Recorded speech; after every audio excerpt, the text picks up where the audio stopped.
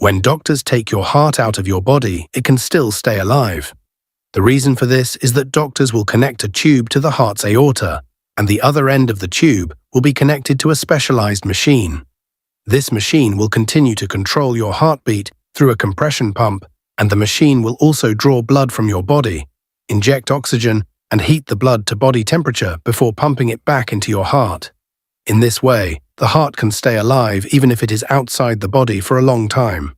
Of course, if your heart is beating irregularly, your doctor can also implant a pacemaker in your chest.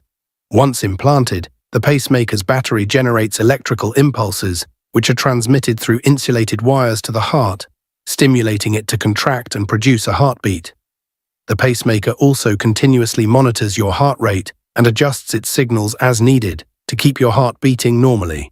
If the heart stops beating temporarily, the doctor can use CPR techniques to get the heart beating again.